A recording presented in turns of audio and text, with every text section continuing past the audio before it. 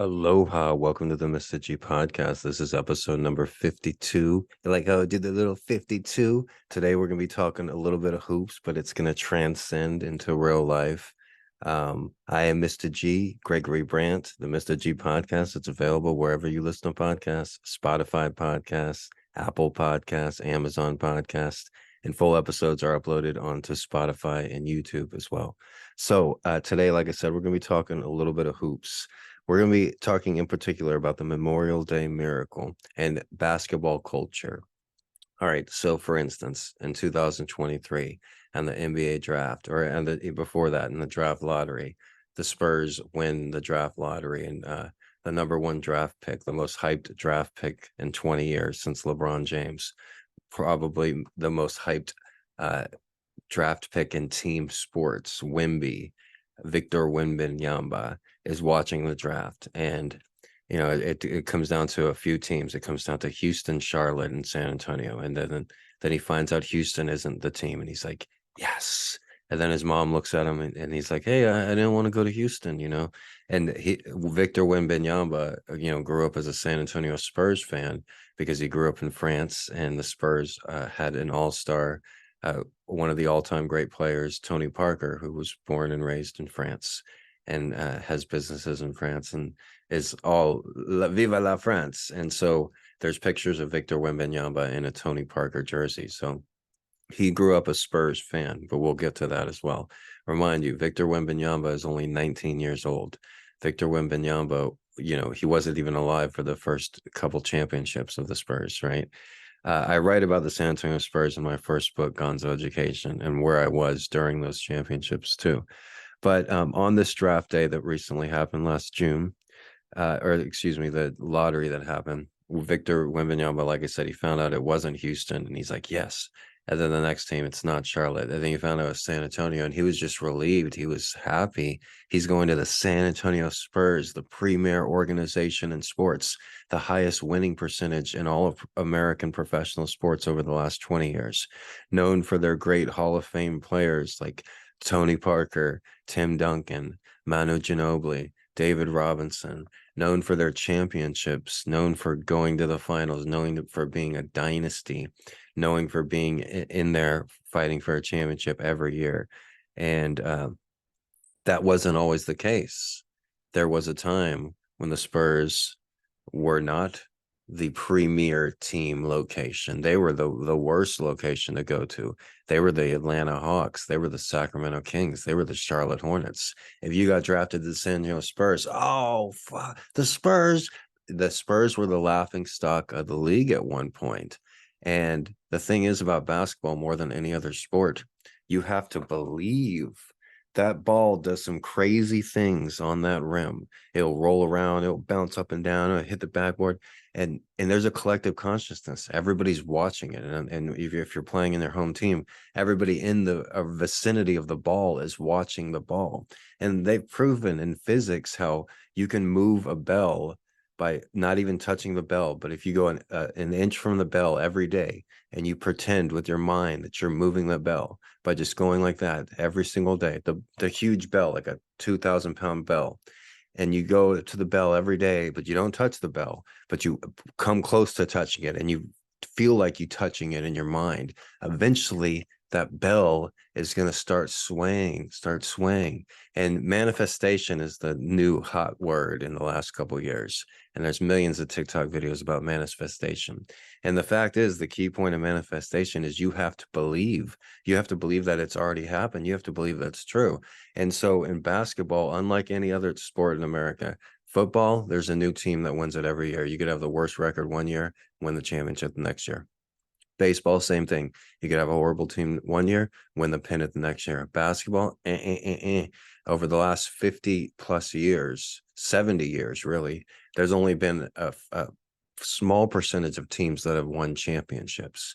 Because in basketball, for whatever reason, well, the reason I'm explaining now is there's a mentality. You have to believe that it's already true. And if you're a basement dweller in the NBA, if you're the Sacramento Kings, I know I'm dogging on the Kings when they finally have a good team this year, and still with the Atlanta Hawks too. They're trying to get out of that mindset. They're trying to manifest like, we're not losers, we're not the worst teams in the NBA. But the San Antonio Spurs were at that point once.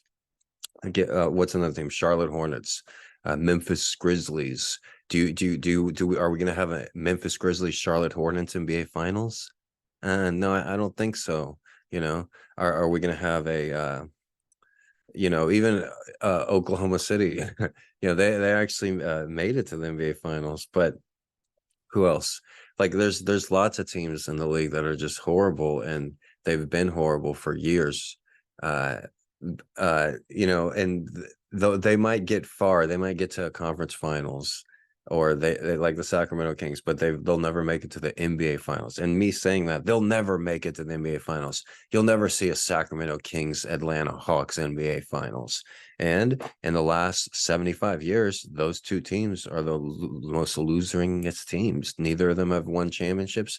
Neither of them have even been to the NBA finals. So those two teams are good examples. And you couldn't picture that Sacramento Kings in the NBA Finals versus the Atlanta Hawks. Like, that would never happen, But recently, Denver Nuggets won their first championship, and Denver Nuggets could have been considered one of those type of teams. Minnesota Timberwolves is a good example. Do you think the Minnesota Timberwolves are ever going to have a dynasty? Are they ever even going to make it to the conference finals? I remember they made it into the playoffs a few seasons ago, and that was the biggest deal in the world. And they have like top first round draft picks. But are you going to see a Minnesota Timberwolves Atlanta Hawks NBA Finals? No, you couldn't ever picture it. Couldn't ever manifest it, because in basketball, the same teams win the championships. And when you're manifesting something in life, just like in basketball, you need some sort of occurrence to come, and it's something unexpected. It's something surprising. And you could say, oh, well, you draft the number one draft pick. Not good enough. David Robinson was the number one draft pick in 1987, and he had a great career. He scored 71 points, won the scoring championship, won the multiple MVP awards, season MVP awards. But when it came playoff time, he could never get to the hump. He barely made it to the conference finals except for his rookie year. In 1995, Olajuwon took him behind the shed and made him his bitch. Plain and simple. The year that David Robinson won MVP, Olajuwon just jiggled and shaked and just made him look horrible in a very memorable series. And David Robinson couldn't go over the hump, so they draft another number one draft pick, Tim Duncan. Then they got the Twin Towers, but still not enough. They have Avery Johnson, a great point guard, but a head coach. It might have been Phil Jackson, I'm not sure, but a head coach in the NBA, a prominent figure, said no team will ever win a championship with Avery Johnson as the point guard. Avery Johnson, my mom's favorite player. Shout out AJ, shout out mom. And but what happened? They did end up winning a championship, and they did manifest it, even though everybody said, oh, the Spurs will never win a championship. David Robinson, oh, his time is up. He's going to be most remembered for 1995 losing to Hakeem Olajuwon. No, but they needed something else. They needed an unexpected occurrence, and they needed an unexpected hero, and that's where corny Sean Elliot comes in. Sean Elliot, the one-time All-Star, always loved the San Antonio Spurs, loved San Antonio, lived on the northeast side of San Antonio for so many years, from Arizona actually, but a San Antonio transplant. Loves San Antonio. Out of any Spurs players that I've met the most as a kid growing up, it was probably Sean Elliott. And the reason was because Sean Elliott would be at all the autograph signings. They'd have like free autograph signings at the HEB grocery stores in town, and not the star players would come, usually just the bench players. But Sean Elliott, for whatever reason, would be at every autograph signing. So all the kids in the neighborhoods that would collect basketball cards, and the ones that we had autographs, like David Robinson autograph was rare. But the Sean Elliott autograph, everybody had that one. Then there was the Willie Anderson and Terry Cummings. And, if you collected these Spurs autographs, the Sean Elliott one was so common because he's that kind of guy. He's a real nice guy. He had a pet store that he opened in the same neighborhood I lived in. Me and my brother would always go there. And the pet store didn't make money. He lost money on it, but he would like close it down and reopen it. And just because he liked animals and he had a large animal collection. So he was like the perfect candidate from this. And he's the only one to have ever, one of the first athletes to come back from like kidney surgery. Like he had his brother would give him his kidney. And so he had one kidney, and he had just come back. This was like his first year back. And the Spurs, like I said, at this time, they had never made it over this hump. And so they had a really good season. Sometimes they had the best season, the best record in the league, but they would still lose in the playoffs. And it was just a mentality in all of San Antonio, like, we can never get the championship. We can never get to the finals, you know. If we could just get to the finals, maybe we could win, you know. But they could never get over that hump. And like I said, just like in life and basketball, you need something unexpected, and it needs to be more unexpected than the draft pick. It needs to be as unexpected as the Memorial Day miracle. And so the Spurs, they were down by like 2 points, and they had to get a basket. And the Portland defense, they were playing game 2 of the NBA Finals in 1999, before the Spurs had ever won a championship, before WEMBY was even born, and the Spurs were in the conference finals, and they were playing the Portland Trailblazers, who is a team that has been there before and were favored to win the series, even though the Spurs had home court advantage. But the Spurs in the finals, and that would never happen. That's like the Timberwolves in the finals, right? Back then, that's what the mentality. And so the Spurs were down by 2 points, and they had like a few seconds left, and it's like, oh man, the Spurs are going to lose game 2 at home. Here we go again. Spurs are going to lose in the playoffs. Same story. And you know, they passed the ball, and there's only a few seconds left. I'm saying from my memory here. And then they passed the ball, and there's only a few seconds left. The Portland defense is tight. They can't even get a shot off. They can't even get inside the 3-point line, right? And then so their last option, they throw it to Sean Elliot in the corner. And similar to the Ray Allen 3 of the Miami Heat versus San Antonio Spurs in the NBA Finals, but the Memorial Day miracle, Sean Elliott's fading out of bounds with hardly any time on the shot, and hits a 3-pointer that just like transcends time and space. And time actually paused at that moment that the ball was in the air. And the thing, I'm trying not to get choked up here, because that shot just changed everything. You talk about the butterfly effect. You can break it down to one basket. This shot, this on Memorial Day, 1999, just changed the whole culture, the whole mindset. It changed everything. Like I said, it seems like time stopped in the air as that shot was going in. And I was watching it at like a big party, and like, and I could, and I'm a dark empath. I can feel other people's energies and vibrations. And the whole city of San Antonio was just watching this shot, and just hoping, like why not us, why not me, why not San Antonio, why not the San Antonio Spurs? And the shot just like goes in, and it just like it changes the whole mindset of everything. And like from that point on, it was just like fuck it, why not us, why not me, why not San Antonio? And they go on and they win the series handily.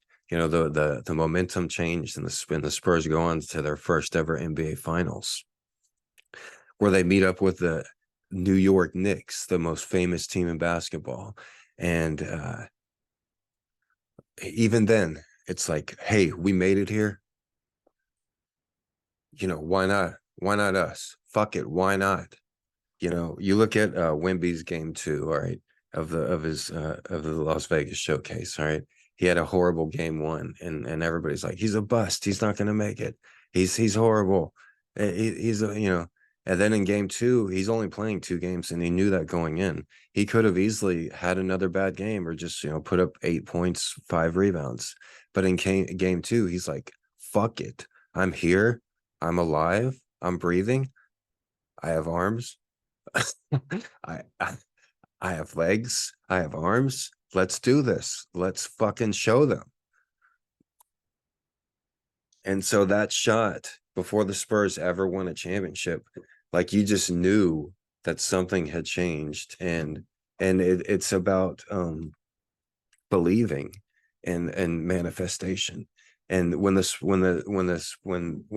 Sean Elliott hit that fadeaway 3-pointer, every single person in San Antonio, it went from, oh, we'll never win, we'll make it to the playoffs, we can't ever get that far, you know what, we've never been to the finals, it's, you know, we need a bolt of lightning, it's not going to happen, you know. But then the bolt of lightning came in the form of a fadeaway 3-point shot.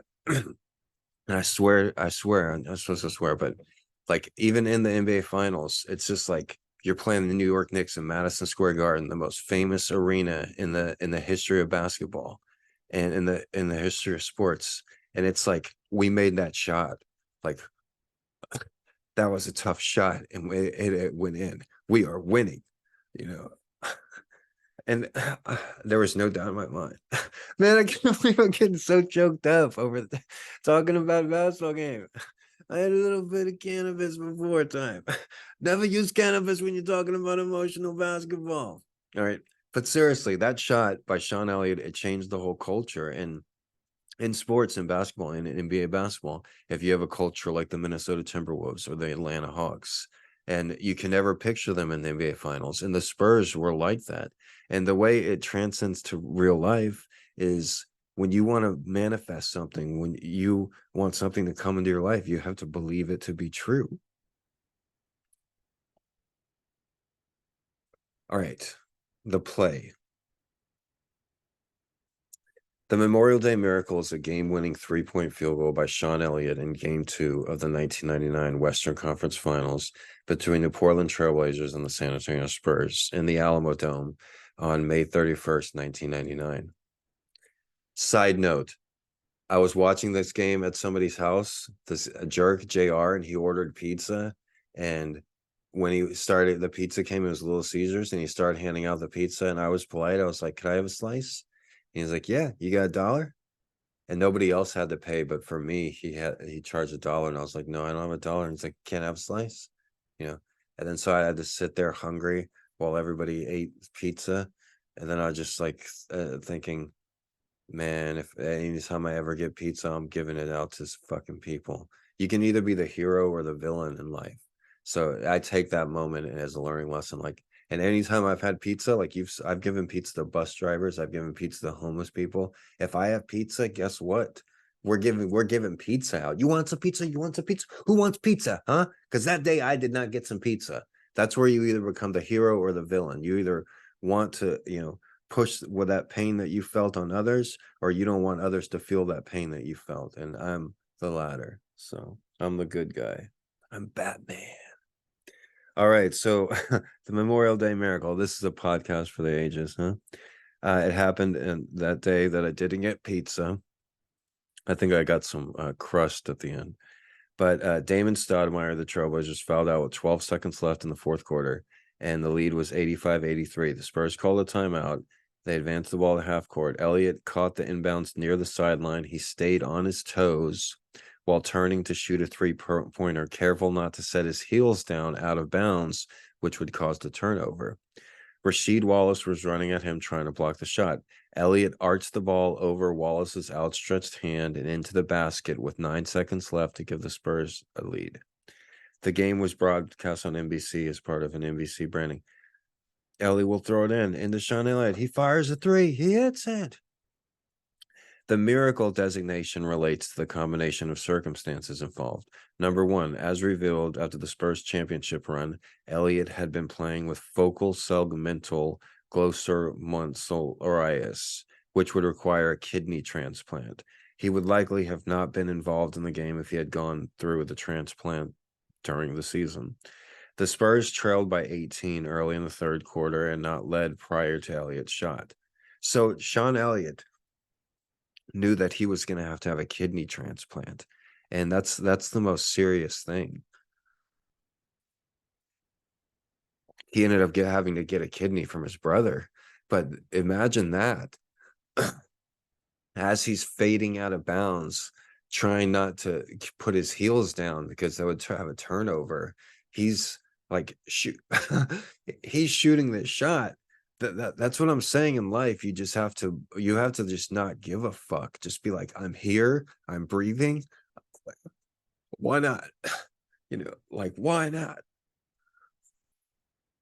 And if you want to manifest something that seems so far-fetched and like a shot like that, then you just have to a lot of times in life when you want change will happen from unexpected circumstances. And the same with manifestation. If you want to manifest something, a lot of times it has to come, you have to change the beliefs that you already had. With the San Antonio Spurs, they had to change the belief that they were losers, that they were bottom dwellers, that and the smallest thing in life, a single basket, can lead to a dynasty. And you talk about the butterfly effect. What if that shot didn't go in? What if the Spurs didn't? They lose the game, they lose the series. The Spurs are still today. They don't go to win all those championships. And guess what? They don't draft Wemby as the number one pick either. It just changes the whole course of history. And the Spurs actually trailed by 18 early in the third quarter of that game. Portland aftermath. The Spurs won the next 2 games in Portland and 4 games to win their first ever conference title. In the 1999 NBA Finals, that beat the New York Knicks in 5 games to win their first NBA title. The Spurs would compete in the Western Conference Finals in 9 out of the next 18 years and make it to the NBA Finals 5 more times, winning all but once to spark a dynasty. So, like I said, that shot, it really changed the course of history, and not just the Spurs history, and also everybody's history as well. And a butterfly effect, that's a butterfly flaps its wings in the Indian Ocean, and it leads to a series of events which causes a hurricane in the Pacific Ocean. And they've proven that to be accurate. And I think this is a good example. If that shot doesn't go in, if his heels hit the ground, and if the Spurs lose, they don't go on to have a dynasty. I remember this was in the Alamo Dome, but they had a public referendum on a new stadium right after they won the championship. And the reason it barely passed, and that's why the SBC Center was built. But the only reason it did pass was because the Spurs had won the championship the previous year. That was the very first time I voted. It was for the Spurs' new SBC arena. And, they went on to win, 4 other championships and make it to 5 other NBA finals over the next, 10, 15 years. And now with drafting of the number 1 draft pick of all time, God willing, he will probably be another 20 years of championships and NBA finals. And like I said, it all comes down to that shot. If that shot doesn't go in, then the Spurs don't win, and the momentum changes and everything changes. The Portland was, favored to win that series, and they probably would have won that series if he did not make that shot. So that's why it's the Memorial Day miracle. And, in life as well, in fiction and nonfiction, you have a hero, a protagonist, and at the beginning of the story, he or she is trying to accomplish a goal, and many times during the course of that goal, an unexpected occurrence happens that either propels you to accomplish the goal or propels you to learn something that you didn't know about yourself at the start of the journey. And this is an example of the unexpected hero, Sean Elliot. He loves San Antonio so much. He was drafted by the Spurs. He played for the Spurs for a few years. Then he was traded to Detroit for Dennis Rodman, of all people. And then Dennis Rodman played on the Spurs for a few seasons. That was a crazy pairing, Dennis Rodman and David Robinson. That was night and day. Dennis Rodman, the notorious self-proclaimed bad boy, and David Robinson, probably one of the most honest, God-fearing Christian basketball players of all time. He didn't attend the autograph sessions like Sean Elliot, though. A David Robinson autograph was rare. But yeah. So growing up in San Antonio as a Spurs fan, me and my twin brother, we didn't have toys growing up. We didn't have much excitement in our house, so we would play basketball and we would watch every Spurs game, and we were the biggest Spurs fans. And like I said, when they had like autograph sessions or little basketball sessions free for the kids, we would always go there and collect autographs of the Spurs players. And this was before they ever won any championships. And to see them have so much success and to draft such high quality players is a great thing. I wouldn't be a basketball fan now if I hadn't grown up in San Antonio and been cheering for the San Antonio Spurs my whole life. So I do like the Texas Longhorns. I graduated from the University of Texas in Austin. So I do cheer for the Texas Longhorns. They open the season, the college football season, at Alabama. So that's the game everybody's gonna be watching. And from here in Honolulu, interesting podcast today. Very I got very emotional over basketball. But from here in